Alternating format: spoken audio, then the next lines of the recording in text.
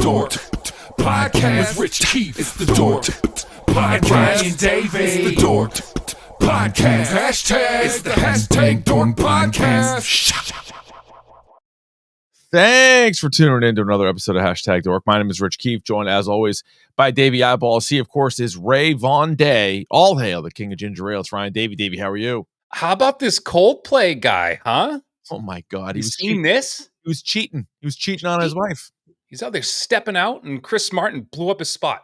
Unbelievable. Who are you more mad at, Coldplay or?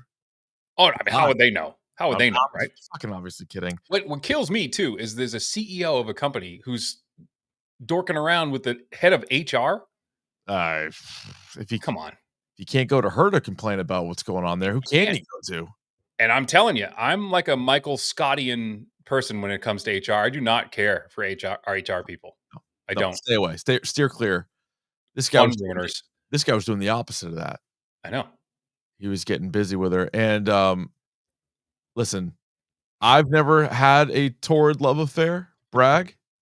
If I did, I probably wouldn't take her to Coldplay. Also, I wouldn't go to Coldplay. Period. You could pay me money. I would not go see Coldplay. You wouldn't go see Coldplay live? I have no interest in Coldplay. It's odd to me. Your musical taste is something that's like I've never really cracked the code on like what you like and what you don't like. Nobody can. I'm a mystery wrapped up in an enigma. That's why they call you Whiskers. Yeah. If you had to do, here's a good exercise for you. Yeah. You know how you do like the letterbox 4? So It's not necessarily it's like your 4 favorite movies. It doesn't have to be your 4 the best or whatever. If you did a letterboxed music, could you even do that? And who would it be? So if I did my Mount Rushmore of like live acts that I've seen. Doesn't have to be live acts. I just mean like if somebody was like, tell me like, acts or bands that you like or sort of describe you, and then you could do 4 that would be like sort of the opposite, like 4 that you fucking can't stand. Okay, let's do that right now. Let's do that exercise. So my favorite band of all time is The Police. Okay. I'm a big Police fan. Yep. So I'm going to pick one from every genre. So that's like my like 80s pop genre, smart. right? Okay. And then I think my favorite metal band of all time is Metallica. No. Sorry, Pantera. Okay. My favorite hip hop act of all time, probably Wu-Tang. Yep, good one. Or I saw Outkast live, and they were incredible. That sounds absolutely incredible. And then what am I missing? Ska band. Mighty Boss Tones. Or I would say Fishbone, who technically are ska. Yeah. Because they do have a horn section, but I do love me some Fishbone, as we know. And then what am I missing? Wait, you're past 4. You said Pantera, Police, Wu-Tang, and Boss Tones or Fishbone. Fishbone. Yeah. There's ska is the that's really tough. It'd be really tough. I would probably have to say I can't decide between like Korn, System of a Down, and Slipknot. It'd have to be something from that pile. Well, I tell you, I've seen all of them live. I can tell you who puts on the best live show. Slipknot? Not even close. Has to be. Yeah. Not even close. Yeah. They have the most going on as well. Oh my God. Then I'd probably pick something between like Blink-182 and like Real Big Fish, like one of those. I do love Lana Del Rey quite a bit. That's the one that's the conundrum. It's an outlier, but it's specifically one album that every track hits, and it's like it's haunting. She's haunting. But yeah, it's a fun little exercise. However, if it was like 4 bands that I can't stand, it would probably legitimately be like 3 country bands and Coldplay. You know who I fucking hate, and this is a hot take, and you can kiss my ass if you don't like it. All right. I don't get like this new country like Morgan Wallen, Jelly Roll. Like I don't. No, it's not good. No. And I'm gonna say, and there's people going to come for me, and I'm going to say this anyway. You know who's good, but not as good as everyone thinks he is? Is that Noah Khan kid? He's not that good. He's good. Yeah, it's fine with me. But like I don't understand. You're preaching to the choir. I can't stand any of that shit. So I don't get it. Local kid, Hey, went to the same summer camp as me, so that's cool. How about that? No, we wish him the best. We just sure do. Can't stand. It's not for me. You won't see me at one of those concerts though. You might have to go Eminem somewhere in there too. Eminem had like a 4 album run where it was like this shit It's great. Tell you, I went camping this weekend with my wife's friends and all her kids, and Oh, yeah. one of her friends' kids, he's like a 9 or 10-year-old boy. Dude, I'm telling you, this kid knew every word to Real Slim Shady. He's like, he Really? he wanted to hear every time we put on the Bluetooth. He's like, "Rap God." He wanted to hear Rap God Rap God's good. Rap God's fast. Rap God goes hard. real hard. I like Rap God. All right, that's pretty good. It's a nice little trip down memory lane. Podcast. That's the first time I've ever done that. I don't know why I did that. You just having like a snack right now? What are you doing? I forgot we were on the air. Shit. You're like, oh, let me have some mac and cheese in a cup. Yeah. I didn't eat dinner. I forgot to eat dinner. It means you're comfortable. That's fine. I'm drinking Yeah. a beer. I drink beer every episode. I got a fridge cig. I forgot a fridge dart. Fridge cigarettes. Oh, Diet Coke. little Diet Coke, huh? Mm-hmm.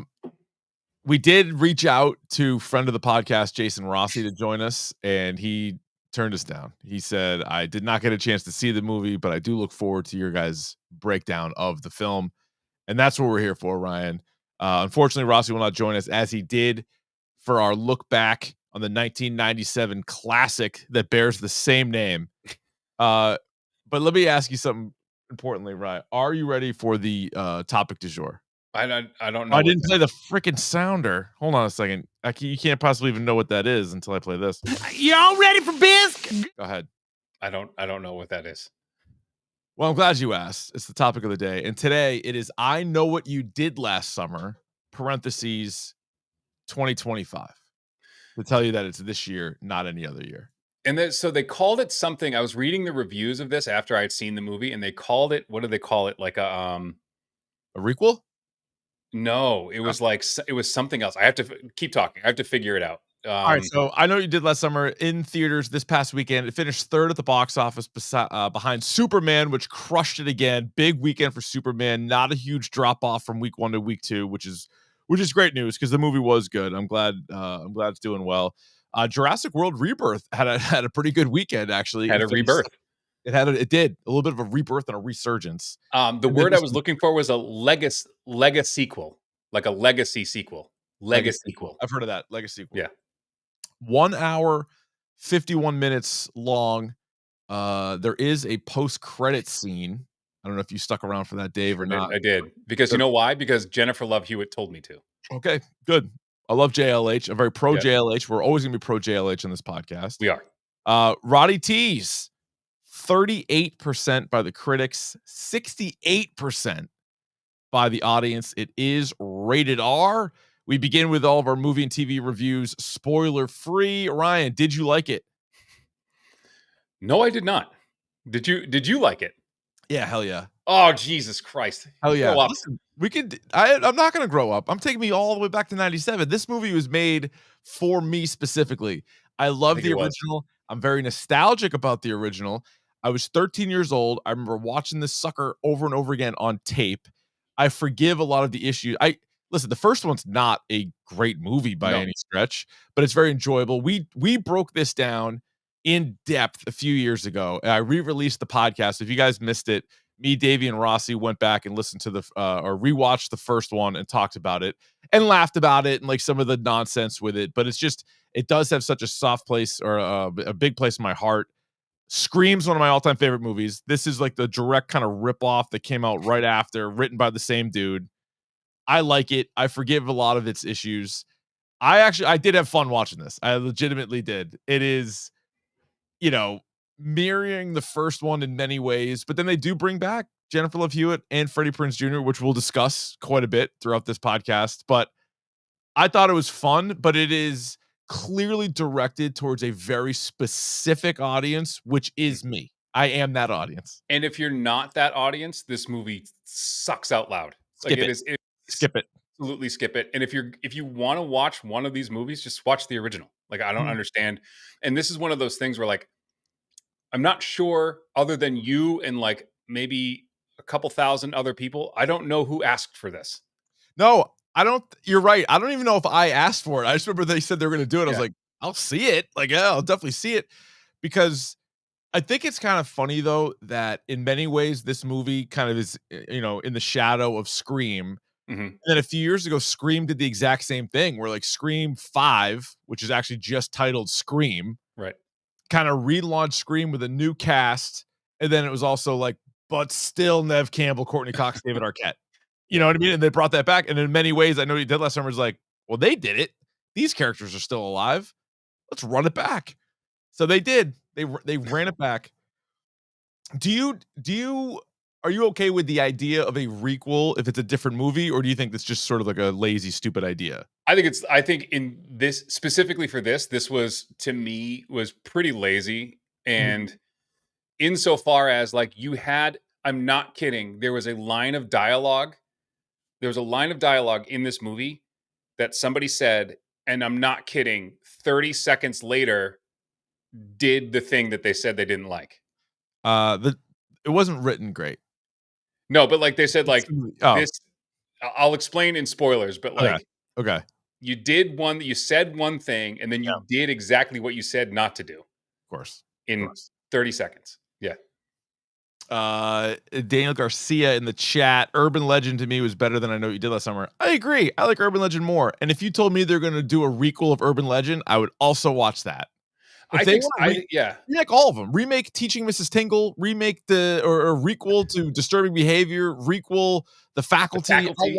All of those ones, please. Yeah, that was good stuff. Story. Again, they reference quite a bit, which again I don't mind. I actually like. They reference quite a bit in the movie what happened in 1997. I'm a sucker for this. Like, you create a universe. Years and years go by. There was clearly there was a fucking massacre in this town in North Carolina in 1997.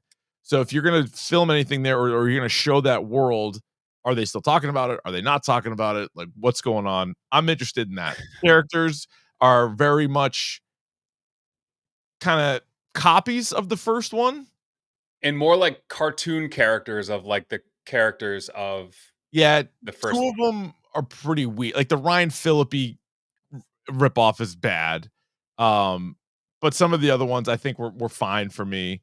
There's not comedy. Did you laugh at all? I laughed ironically. I laughed at things that I probably shouldn't have laughed at, but you know, it be what it do. What about the kills? Any kind of slasher movie quality of kills? You see, the kills happen like it takes them a while to get going, but then it's pretty rapid fire. Yeah. None of them really stood out to me as like overly creative or gory. So it was just kind of like your run of the mill stuff. Yeah, it was. It a lot of throat stuff. It picked up. Yeah, good throw stuff. Good throw stuff. Yeah, but it's different than like there's a lot of kills. We can get into what the best one was in spoilers, but I feel like it's not like a Saw movie or Hostel or even Scream. Like, I don't even know if it's as memorable as those ones necessarily. No, I would chalk this up to be instantly forgettable. Okay. Better than the original? No. Better than the original's first sequel? No.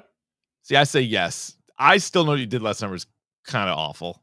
This is kind of awful. Well, in the eye of the beholder. The eye of the beholder. I never actually saw the other one. What the hell? I know the direct-to-video one. That's like, I'll always know what you did last summer or something like that. Yeah, I skipped it because there wasn't like Julie James or Ray Bronson or any homages to Helen or Barry. So I was out on I Still Know. Yeah, so it's I'll always know what you did last summer. I didn't see it. And I'm going to tell you right now, there are people in this movie that I have not heard of ever. Like what a direct to video. What a weird thing. Do you know 0% on Rotten Tomatoes? Holy shit, really? Yeah, it's only 7 critics though, because it's like a direct to VHS one. But yeah. Oh yeah, so like literally nobody saw it. Do you know that after in the time between I Still Know and I believe that movie, there was talks of like rebooting it, and at one point Mike Flanagan was going to write one of them. Well, that would have been something great. else. Yeah. Didn't happen. We mentioned there's a post-credit scene, so we'll get into that in spoilers. Ryan, would you refer? I can kind of tell by your tone. Would you refer to this as a must-see movie? No. Fans of the genre, I would say, you give it a rip. Like, I think hardcore fans. I'm not even talking like the casual fan like me of these movies is like, yeah. where do you rank 90s slashers within the horror genre?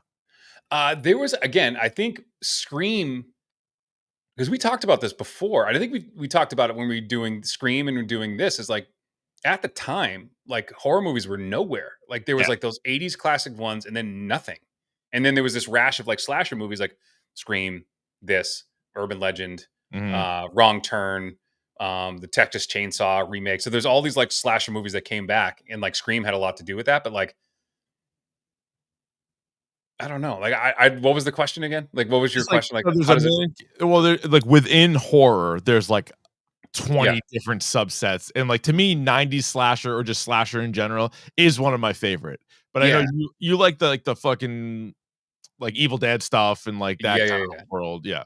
I do like the more paranormal, Yeah, yeah, supernatural, yeah, yeah. mind bending kind of things, but like they had their place. They're fun. Like there's fun Right. to be had here. I'm not anti fun, but Yeah. like the fuck, man. But Treat me see, like an adult uh, is what is my point. so I love movies that are original ideas, right? And I know we don't Yeah. always get that. So like Bring Her Back, we gave a lot of points to Bring Her Back because that's a fucked up movie. I don't need to Yeah. watch it again, but I tip my cap to the directors, and you're like, this is nuts. You guys created something. And obviously there's homages to other movies, but that is just like a wild original movie. This is not, but if you're gonna do this, rather than like so was it 2010 when they remade A Nightmare on Elm Street, right? Somewhere around there. Yeah. Somewhere like or give or take, where Jackie Earl Haley played Freddy Yeah. Krueger. I prefer this. I prefer like how like the first Danny McBride Halloween or Scream 5 or this, where they're like, we're gonna introduce it with new characters, but it's gonna take place in the town that all this shit happened. And if there's a couple surviving characters, we can loop them into. I'm way more interested in that than just like we're remaking it, we're just changing it, but it's like it has nothing to do with the original. Like, why not? Why not play in the universe that you guys already created? Yeah. Yeah. I don't get that either. But like, yeah, like the straight remake, like that, like you said, that didn't. And to me, people hated, like, the Nightmare on Elm Street fans hated that Jackie Earl Haley one because it wasn't campy, it wasn't funny. It was Freddy Krueger wasn't like a cartoon. He was like a real. Use He looked like a real burn victim. He yeah, acted like a serial killer, like a right. child killer. Like it was Yeah. pretty harrowing. Right. That's why people didn't like it, right? Right. So, and I Well, like and didn't like mind it. and Robert no, like his performance I didn't think was actually that bad, but it's just like Robert Englund is Freddy Krueger to every Right. horror fan. He's still out there and you're like, we're gonna do something different. It's like you don't. I'd rather you see something with the characters that might still be alive from part of the franchise. I think that's like that's a cooler thing as like a horror fan. Do you know what's really messed up? Is I was thinking about Jackie Earl Haley today because there was this movie clip that came up. Have you heard? It's like called like Old Bill or something, or like Old something. But it's like basically the guy. You know the guy in I want to call him Megamind, but like the was it the in fuck In the I forget the cartoon guy's movie? name. The No, animated in movie? like the um no.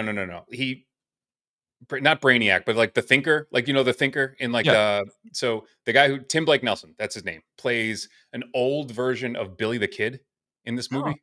okay. Um and have you ever seen a picture of Billy the Kid? Probably. I don't He remember. looks exactly like Jackie Earl Haley. Like Jackie Earl Haley should play like an old Billy Wow. the Kid. That'd be cool. Yeah, I want to like bring up a picture of like what I'm talking about. Like he looks exactly like him, I like Jackie Earl. right? But like if I showed you this picture of Billy the Kid, Yeah. you'd be like, "Holy shit, that's Jackie Earl Haley." Like if I here, Didn't hang on. Jackie Earl Haley and Tim Blake Nelson both play Rorschach? I Or think am I they getting did. that right? Yeah. Yeah. Let's see. Hell yeah. Wait, hang on. Watchmen. Share my screen here. All right, pop it up. We're off the rails here. But you That see happens. this picture? Hold on, we're efforting. How come it's not popping up? Where is Look it? at that, just spinning. I can't see shit. What's Can't see going a on? damn thing. All right, Did I let me tell you? remove that. Let me see if it pops back up. All right, do it again. Wait. I see it right there. It ain't Oh wait, coming up. hang on. Oh, here we go. Yeah, click on. All right, can you zoom? I don't think I can zoom. I think you got That's to not zoom. my. I gotta zoom. Look at that guy. Hang on one second. That's Billy the Kid, Share huh? it. Yeah. So like open image, a new tab. But look, like if you look at it, it looks just like I Jackie can Earl see Haley. his face. Here we go. There he is. Right? Nice hat. He looks like he's, what is he, fucking Tom Petty? Look at his face. He looks like Jackie Earl Haley. Yeah.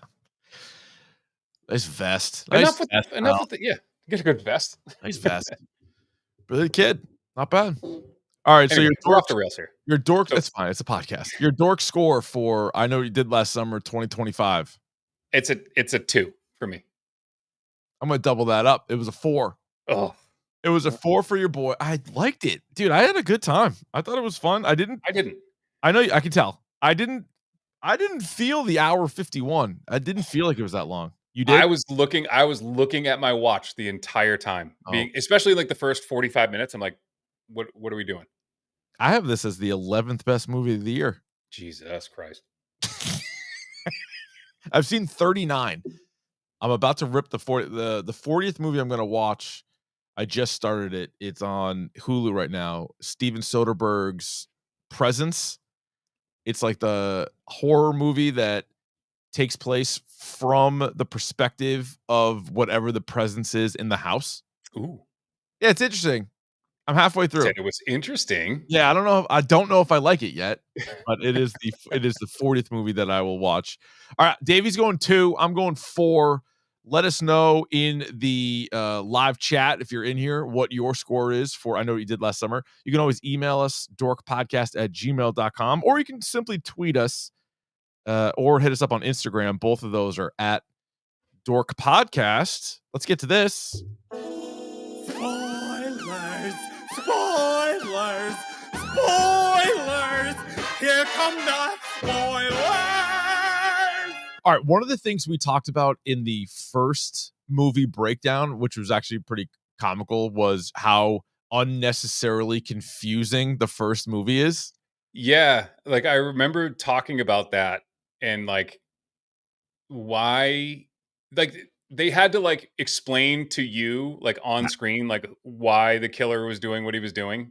But it legitimately was confusing, and it was like they had like a scene at the beginning, and then it like skipped ahead, and then it like skipped ahead again, and then there was like you'd piece things together with like newspaper clippings, and then you like even at the end of the movie, the first like several times I saw it, I'm like, all right, that fisherman is who in relation to everybody, and you're just like you finally get there. It was like, And like, why is everything so nautical themed? Oh yeah, very very in there. It's a fishing town, Southport. I understand, but like we'll talk about harpoons in a second, but like harpoons, Fucking like that's such an impractical thing to use against somebody. Right through the fucking back, through his fucking chest. Several Harpoon times. Kill. Dude, harpoon kill is good kill. This was confusing to me for a different reason, and because one of the things that worked for me about the original movie was they were like high school kids, and so high school kids are very impulsive. They're going to make bad decisions. They're going to do stupid things, and they don't always know the right thing to do, which makes sense. Everyone in this movie was like well into their 20s, was like getting married, had jobs, like they should know better. And that completely was like, these people are just fucking stupid.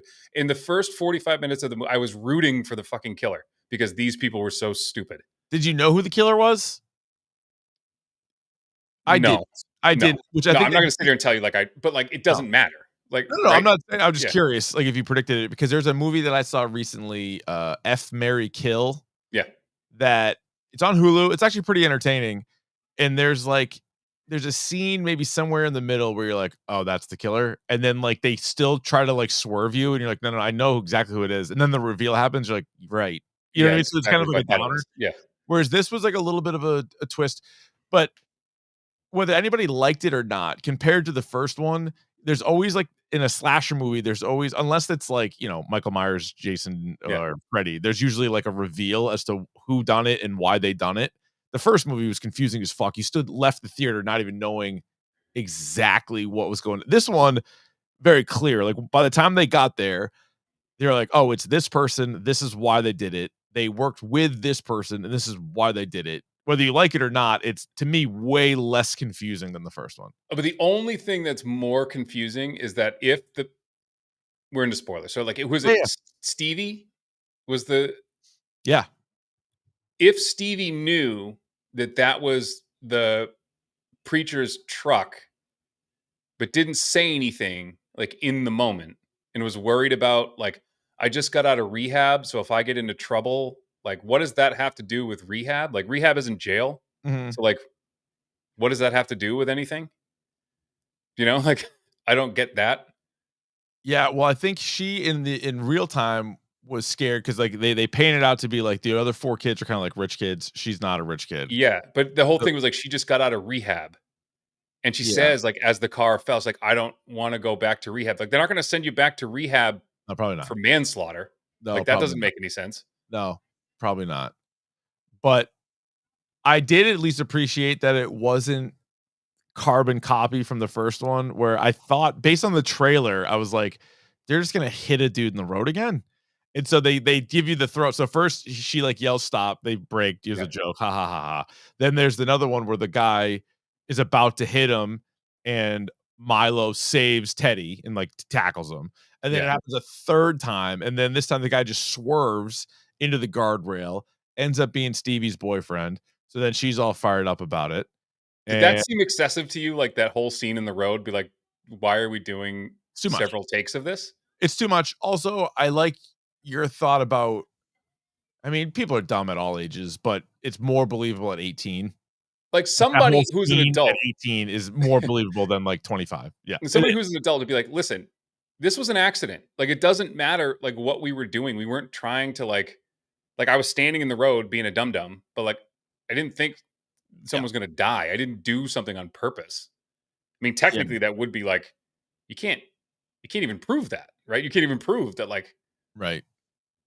I was, like, But goofing off or, like, also playing chicken with cars. Like, you well, know? you're right, and now that you talk it out, if Stevie was one of 5, so they do a little bit Yeah, different from the original. There was 4 people before, and you have, like, you have, like, the carbon copies of, like, each one, yep, right? Then you have, like, the 5th one, and so she's kinda like the Johnny Galecki of the group that right, happens to be with the group, right? And so, let's say she found out she does eventually find she doesn't know that that's her boyfriend at the time, but she right. finds out later that it's her boyfriend. Wouldn't she really only truly be mad at Teddy? Teddy's the one that fucking caused the whole Yeah, scene. because everyone was telling him to stop. It wasn't like Yep, they were rooting him on yep, and be like, "S yep. get out." They kept saying, "Get out of the road, get out of the road." Yeah, so you kinda feel like she probably shoulda just killed Teddy.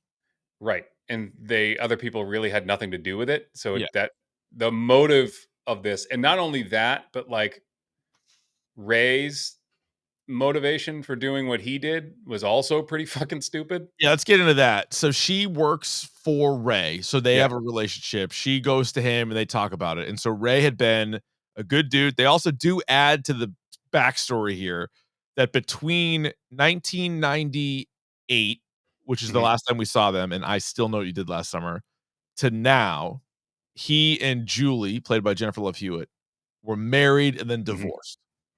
And by all accounts, they don't have kids, although we don't know for sure. He stayed in that town, opened up a bar, Ray's bar, which would be a mhm. sa I want that trucker hat, the one that she wears, the Ray's bar hat. I Yeah. want that hat. That'll Uh, be available at some point, I'm it's sure. gotta be. So this is also kind of so Julie swears she'll never go back to Southport, and she lives 45 minutes away. That's right. Even I had a problem with that. I was like, "If you really don't wanna go there, you are allowed to leave the state." Unless it's something with the kid. Maybe they have a kid. Was We it don't know about the kid. I don't know. South Maybe it's Carolina? Is that where this is? Is it South north. Carolina? North. North Carolina. Yeah, it's a pretty big state. Either It way, is. it's a pretty big Alright, state. so let's talk about Ray for a second. So Ray owns the bar, and basically at the end, he loves Stevie and he's helping Stevie out, but he also his main motivation is that the town has completely ignored the 1997 massacre, and he's like, "Fuck that, I'm gonna remind everybody of it," pretty Right. much. Yeah. Yeah. Um, yeah, yeah, and they forgot about us. I'm like, well, yeah, like, I think, like, towns don't wanna talk about the 2 serial killers that they had, Yeah, they're moving or on. 3. They're gonna move on. Yeah. Yeah, and so the line I was talking about before I forget, so Jennifer Love Hewitt's character, Julie, Yeah, says, dude, Julie James. "Nostalgia is overrated," and then immediately says the line from the first movie, Twice. twice. She says it calmly and then screams it, and I was waiting for it. I'll tell you, what was Right. I waiting for? I was waiting for you to say it because that But means the movie just the kicked off a notch. nostalgia of this movie was the best part. So, like, it's I not did overrated. no. And then the other thing, so Ray says so was it Teddy was like, let's just get on my boat and go to the Bahamas. Like, we'll just get on the boat and go. And he goes, you don't want to do that. And then 20 minutes later, he tells the other people, you should take the boat and just go, just get out of here. Like, that doesn't make any sense. Well, because he was gonna go kill him, or he I knew get Steve was that. gonna go kill him. But like, I why think would, that's if what he that was did. the plan, just let them go. Yeah, but it was the first part was also just it was a funny Easter egg line because he goes, "We should just go to the Bahamas," and he goes, "For reasons I'm not going to get into, we shouldn't," because of course the Bahamas is the setting of "I still know what you did last summer." So I read that as a combination of one, don't go there because the killer will go there too. Slash, we're not going to talk about it because the movie sucked. And I I'm thought gonna that was the joke. see. I read it as this is bad writing. This is dumb. No, it was a tip of the cap to "I still know what you did last summer," which is not the lone tip of the cap. We will get to that. We will get to that. There are some great nods. There's a lot of nods. There's even a funny nod. So Teddy, I thought was poorly written. It was like very like cliche in like many of the ways. But the one funny line he did have, which was also an homage to two of the members of this cast, was he's like, "Guys, let's quit fucking Scooby Dooing this thing." Yeah. Which of course Freddie Prinze and Sarah Michelle Gellar were in that. What did you think of Julie James's performance in this? I mean, she's fine. Like she's great. I don't. Why do they make people college professors? Like that's A lot. a thing. Like people who have gone through that's like a movie trope that we can like do without. It's like, yeah, it feels like we should have played the game guess what her job is, and it would have been like psychiatrist or professor Yeah, or something like that. and like this really nebulous. They say she like works at a college, but don't say like what she teaches, and she's like Teaching something about trauma, right? trauma and like it must be like a psychologist or something. But Yeah, like it's a yeah. psychology class, but it's just like it's really dumb. So we get at the 45-minute mark, we Yeah. get Jennifer Love Hewitt, and she like screams, and it's like a fake, it's like a scream, and then she's like talking about trauma and whatever. Yeah. 5 minutes after that, we get the Freddie Prinze Jr. debut at the Mhm. town meeting. You got to have a town meeting when something happens, and he like bursts through. Now he's already talking kind of rugged, and so part of me, my antenna was up on him because he came in and he sounded kind of gruff, and you're like, all right, maybe he's just, you know, feeling it from all the years and all the Mhm. different times he's been almost killed. But he also did seem a little menacing. I felt But that. it did that what in hindsight, with him, that was probably the sell. Yeah. He's like, I don't really want to, I'm not interested. And they're like, what if we make you like one of the killers? He's like, I could do that. Well, you predicted last week, you're like, maybe Jennifer Love Hewitt will be the killer. And so while I was watching it, I was like, it kind of makes sense to have one of them be the killer. Yeah. One of them should be involved. So you did get, and this, I was trying to think about this in a non-dream state sense, but I guess it wouldn't have made any sense. One of the best scenes in the movie to me was Sarah Michelle Gellar. It was the character Danica. And by the way, I don't know any of the young actresses. I guess this Danica girl is in Outer Banks, so people know that Outer Banks show. But to me, Yeah. I've lost on all the all the No. young And she was actors. in something else that we definitely saw. Yes. Um, Yeah. and I don't can't remember for the off the life top of of me my head. remember what it was. I'm going to look right now. Keep talking. Oh, was it Knives Out? Maybe. Yes. She was Whiskey in Glass Onion. Oh no, Glass. That's what I meant. Not Knives Out. Glass Onion. So Yeah. yeah, we've seen her before. But anyway, she dreams that scene, and Sarah Michelle Gellar looks like $1,010,000, and it's actually like a legitimately good scene. And I'm like, when it was first happening, I'm like, oh, sick. Like, could she be alive? Like, fuck yeah. Like, if she was alive somehow, how sick would that have been? But no, she's dead. They even went to her grave. She's Yeah, but buried it's next like to her sister. you're having a dream sequence with and interacting with somebody you never met, Yeah, but she saw a bunch of photos of her. She did see a lot of photos of her. but like you never met her. Well, I've And had like, dreams of people I've never met. and for all intents and purposes, like you didn't know anything about her other than the fact that like one, she's dead, and two, that like she lived in this town. Like you didn't Well, she knew know that much about it. she knew that she won like that fucking pageant, and that's Whatever. basically Yeah. what the dream was her in the pageant, and then her coming out, and then her being like bloody and shit like that. But like her telling you like what happened to her, but like you didn't know that. So Yeah. there's no way that your dream could have known that. I wish, I kind of was hoping that she was legit alive. I was hoping. You get what I mean though? Like it doesn't, like, how could you have a dream where someone is sharing information with you that you don't know? I mean, unless that was all stuff that she literally read when they were like researching them. Maybe. They looked it up. I'll tell you what I'm a sucker for is old newspaper clippings from a massacre that happened in a movie that I liked in the 90s. A good microfiche. Yes. They were scrolling Segment. through her and Barry on the newspaper. They're like looking into the town. I'm a sucker for all that shit. You show me anything like that, I'm in. I'm like pausing the screen. I'm pausing it. Like, what's going on? What was I gonna say? What else? I thought the main girl, Ava, I thought was pretty good. Other than the choking scene where she's telling the guy to choke her, she's trying to figure out her trauma. And that was the other thing, like, you're on the run for your life. You know you're in a small town with someone who's trying to kill you, so you just have a quick bang sesh. Like, I think it is a natural. Well, I think it's a natural aphrodisiac. And so she was kind of horny at that time. And she then wants to get choked out. Like, listen, she's dealing wants with to be punished. Like, that's fucking bizarre. Bizarre. It's traumatic. What's going on? It's traumatic. It's been a long year, Ryan. They just basically killed somebody. They lied to everybody about it. She's going. It made me really but people were dying around them, and it's making me really uncomfortable that you want violence. She was into it. And by the way, one of the last lines of the movie, I took exception to, by the way. They're like, so, well, this could have been avoided if men just go to therapy. That's what they were saying. Fuck you. Like, that's so stupid. That's what she was suggesting. She's like, if that happened to Ray, then maybe. The killer was a woman. One of. Like, that doesn't make it. So she didn't need therapy? She was at therapy. She was in rehab. Yeah, Stevie didn't take. How that worked out. Didn't take. There was a podcaster in this movie. Also, I enjoy that. True crime podcasts are huge. Everybody has a podcast. We have a podcast. And what was the point of that, by the way? I think a red herring, if I'm being honest. Yeah. I feel like they needed to throw a couple more characters in order to have a true whodunit. And you're like, oh, she's kind of odd. She hooks up with Ava on the plane, then goes into town, and it also allowed for a quick, maybe it's her, right into another death. You need another person to kill in these movies. So.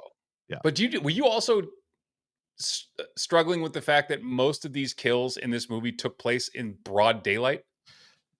Yeah, I guess they kind of did. Some of the ones in the first movie did too, I guess. I know, but like they were just having bodies just like on full display, like for the entire town to see. Oh, they're hanging them all. Like, yeah, what the Hangman hell? Page rolling through. Well, they have this crowd of people who has clearly been standing there for a while, and then they put the screen up and like, don't look. Yeah. What the hell? Get out of here. Yeah. What did you think of so you're down on spear guns as weapons? Just use a real gun. Well, they use hooks. They're fishermen. They use hooks. Well, that I'm on board for. I mean, that's the thing. Classic. But like, yeah, the hook's classic. Yeah, but like harpoons are meant for like underwater. Like they wouldn't work that well on air. Yeah, I guess. I mean, that fucker went right through. Sure did, but like not my first pick. What about soundtrack? Music in this? There was a great song at the end, Devil Town, which is a Daniel Johnston song, which I love Devil Town. I love the version in Friday Night Lights the best. Yeah. That one's awesome. Yeah, so that's, if you ever seen the movie Devil and Daniel Johnston, which I have right here, that's one of his songs. But very often covered. Yeah. I saw they also had, looking at it quick, they had Addison Rae, they had the 1975. So the podcaster in the movie is dating Maddie Healy, the lead singer of the 1975. Oh shit. There you go. So that's probably why that song was there. But they're good. I love the 1975. Okay, good, very good. Let's see. Okay, so post-credit scene, you see what was I gonna say? You see Julie James, and she goes and visits Carla Wilson, as played by Brandy from the I Still Know What You Did Last Summer 1998 bad sequel. And yeah. Do you think it's fucked up that like Brandy is taking part in these movies when she herself fucking killed a guy with a car? Like that's kind of messed up. No, People forget about that. Rebecca Gayheart also killed somebody with a car, and Brandy. that might have been post-urban legend actually. But either way, she's not alone. But yeah, Brandy pops up, so it's like, and she had a note that said "It isn't over," with a picture of the two of them circled, like crossed out with like red ink. Yeah, and they agree they got to like track this person down. So there you go. There you go. There's the people who still know. So yeah, Brandy killed a woman, by the way, 38-year-old woman.